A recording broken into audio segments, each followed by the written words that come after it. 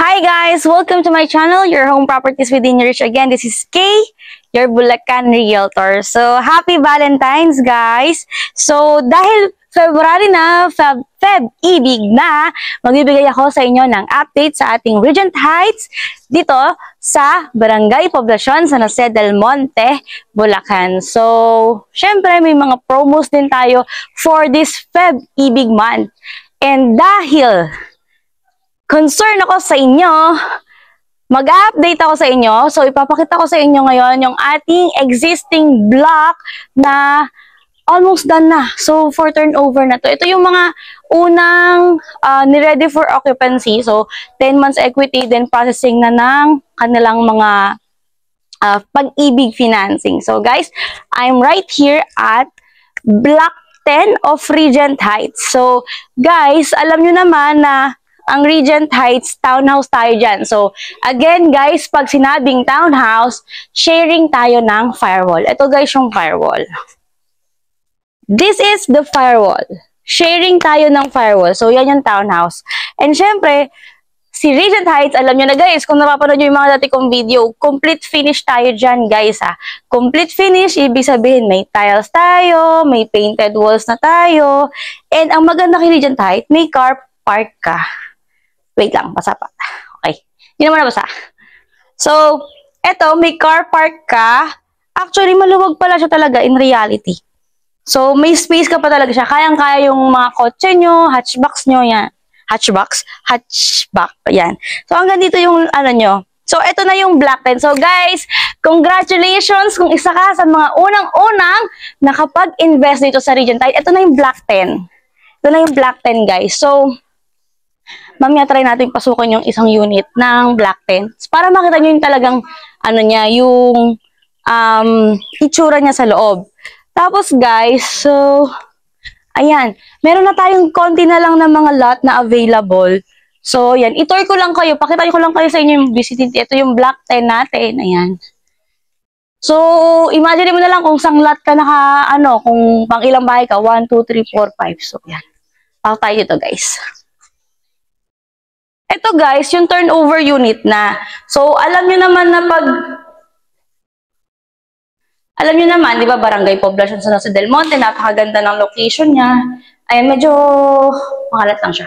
Kasi syempre, ito yung ginagawa. So, ganito na siya guys, pag turnover. So, kung isa ka sa mga bumili nito, finishing na lang to, nililinis na lang to, tapos tatanggalin na lang yung mga marka-marka ng semento. Tapos, ito na siya. Nakita nyo guys, may mga tiles na siya, 60 by 60 na ceramic tiles na yung turnover niya. Tapos, ayan, ang ganda na nung kanyang pintura. Ayan. Ito yung pintura niya. So, it's up to you kung anong balak mong gawin dun sa papalitan mo yung color ng pintura mo. Tapos, kung i-design mo pa yung ceiling mo. So, yun guys. Tapos, di ba, dun sa model unit natin, nandito yung rep mo. Or kaya gusto mo stove mo. So, ayan. Meron ka ng turnover na dito. Tiles and over the counter top, no? Ay, over the counter. Counter top na over the counter. So, ayun guys, nilagyan na ng handle, no? Kasi dun sa nakaraan sinabi ko sa inyo, wala siyang handle pa. Pero ito, nilagyan na nila ng handle sa turnover. Tapos guys, ito. Doon kasi sa model unit natin, wala siyang ganito. So ngayon nilagyan na nila. Kasama na siya sa pag-turnover sa inyo. So syempre ito yung first toilet and bath natin. Ay, ang galing. Nilagyan na nila guys nito. Oh. So ito yung isa sa mga improvement nila. Kasi doon sa model unit wala to. Ngayon meron na siya. So, perfect kasi mas di na mag-spill out yung pag naliligo kayo. Pwede nyo palagyan ng ng glass door. So, maganda. Ayun guys. So, syempre, ang ating turnover side rails natin yung steel. Then, dito yung finish na buhos. Tapos dito, yung wood. So, yun yung turnover natin guys for second floor. At syempre, sabi ko nga sa inyo guys, ang napakaganda sa sa Regent Heights, ceramic tiles na din yung turnover niya dun sa second floor. So, ito yung first bedroom. Actually, maluwag siya, guys. Diba? Ganda. Tapos, ang partition natin, guys, ay Hardiflex. So, dahil pakita ko ulit sa inyo. Ayan. So guys, this is the second bedroom. So itong mga to guys, for turnover na to. So punch listing na lang. Ibig sabihin guys, titingnan na lang ng owner o kayo kung ano pa yung mga gusto nyong ipaayos. For example, yung mga pintura gusto nyo pang ipa-finish. Kaya may mga gusto nyo ipatanggal, ganun. Papaayos nyo. Titingnan nyo mabuti. And this is the third bedroom guys. So, ayan. Ito yung, naalala niyo yung sa model unit. Nandito yung kama. Cabinet. So, kayo bahala kung gusto nyo na gayahin yun sa model unit. Tapos dito yung bed. Maluwag pa siya, di ba guys? Pwede nga yung pag ganun yung gawin mo sa kama mo eh. Para mas may space ka pa dyan. Makapaglagay ka pa ng working area. Ito yung sa aircon mo. Siyempre, tanawin ng iyong mga kapitbahay. Ayan. So, this is Black 10 guys. So, congratulations guys to our clients na palipat na dito sa Regent Heights. So, ito guys yung toilet and bath. And ito nga yung maganda sa mga improvement na ginawa nila. Meron na siyang ganito. Kasi kung naalala nyo guys, wala yung ating model unit ng ganito. So, in-improve nila yun. So, that's a good thing. Kaya guys, habang Feb-ibig guys, di ba? So, samahan nyo sa baba.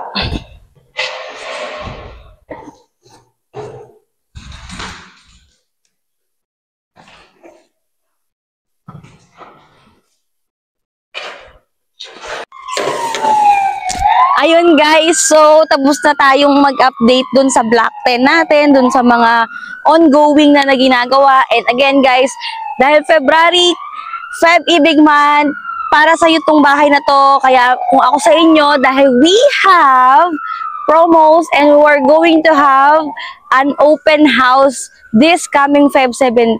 Kaya guys, kung ako sa inyo, message me on the number that you see on the screen and you might be able to win a 50 inches television with speaker, no? Guys, saan ka pa? Magkakabahay ka na. Pagkatapos, meron ka pang television upon turnover. So, guys, tapos na tayo sa ating Black 10. Tapos bumalik ako dito sa model unit natin. So, recap lang guys, no? Sa mga new sa aking channel. Ang ating Regent Heights, syempre, again, guys, townhouse, located in a very prime location of San Jose del Monte, Bulacan, 100% flood-free. And as you can see, guys, ganyan lang siya kalapit sa highway. Okay? Natatanaw nyo yung ating highway. Diyan may dumadaan ng mga buses, jeepneys na papuntang Balintawak, Santa Cruz. Meron din papuntang Cubao. So, one ride lang talaga siya, guys. So, ayan na siya. Highway yan. Malapit ka pa sa City Hall, malapit ka sa mga colleges, and malapit ka din sa hospital. Since meron tayong hospital dyan sa Mimoson, sa Mimoson. Tapos, guys, eto, syempre, nabanggit ko na sa inyo sa mga old videos natin. Andito yung amenities natin and yung commercial space. So, we only have 4 commercial space left for our Regent Heights. And again, guys, Regent Heights, Alexa model.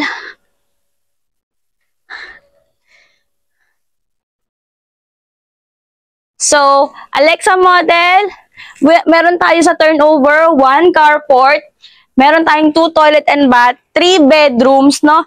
We have lot area of 50 square meters of minimum para sa inner unit natin. And syempre, ang ating floor area nasa 66 square meters. So guys, complete finished again. So we have 3 bedrooms, 2 toilet and bath, tas 1 service area. So saan ka ba makakita ganyan? For the amount of only pay. Guys, yan ang ating total contract price. And what's nice guys, sa mga clients ko na naghahanap ng faster turnover, no? Mabilis talaga na turnover guys, kasi pinabilis na talaga siya dahil ang ating equity ay 12 months na lang guys, 12 months. Imagine niyo na napakabilis nun. 12 months lang kayo magbabayad ng down payment.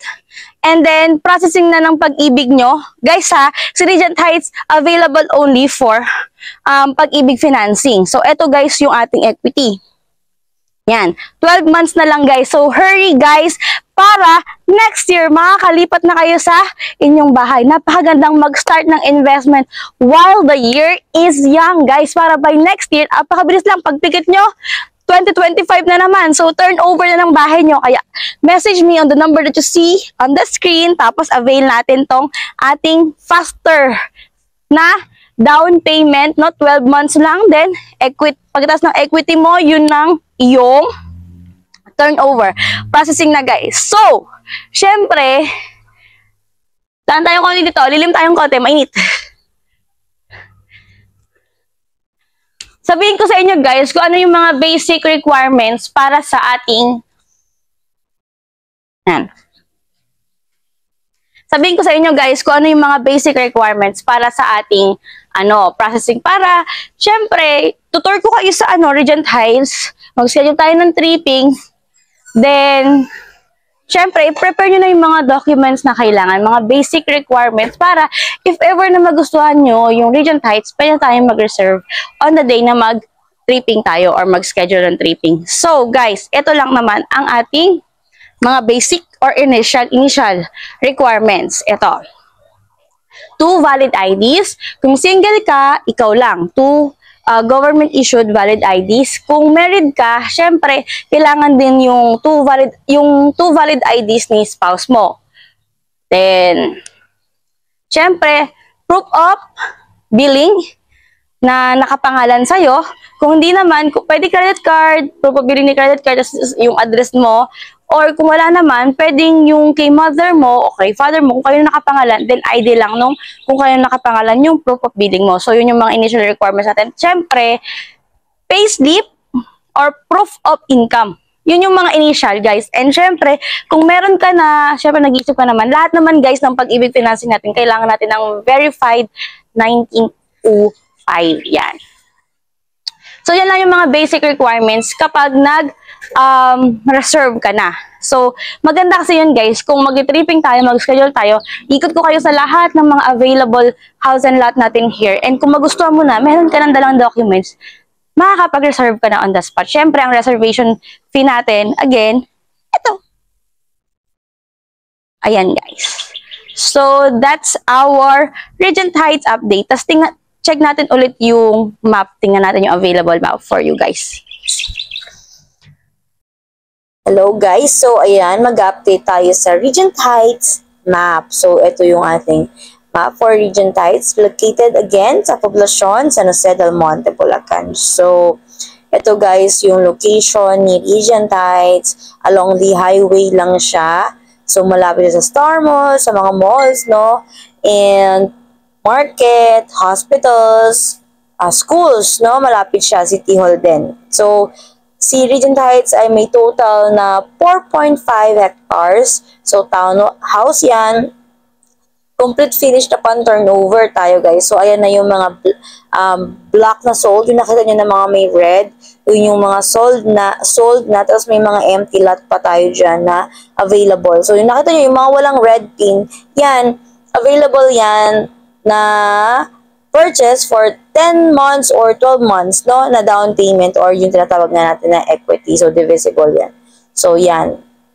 So, may mga available lots pa tayo. So, open tayo from block 16 to block 11. So, kanina, yung hinaus tour natin, block 10, yun yung mga unang na ready for occupancy na 10 months lang to pay yung down payment. So, yun, lilipat na sila for this year. So, eto guys, meron pa tayong, sorry, hindi pala 4, normally ako bilang 1, 2, 3, 4, 5 na commercial spaces. So, this is our map for Regent Heights, no? This is our update for Regent Heights map. So, ayan guys. So, dito, yung ating basketball court and yung ating playground, and eto, na-move yung ating multi-purpose hall, nilipat na siya doon sa side na yon. So, that is our update for Regent Heights map. Ayan guys, so tapos na ako sa ating Regent Heights update. And syempre, medyo mataas ang araw kaya pumasok na ako sa kwarto, sa sasakyan. So guys, again, so Block 10, turnover na. So pinakita ko sa map sa inyo guys kung ano yung mga available units left na lang and kung saan ilalagay yung bagong multipurpose hall natin. So hindi na siya dun sa harapan. So nabago na siya. Tapos guys, syempre nag-update na rin tayo sa price natin. Nasabi ko na sa inyo yung mga basic requirements and our promo. So magpa-schedule na kayo sa ating upcoming open house here. So message me para manalo kayo ng mga special promos and prizes.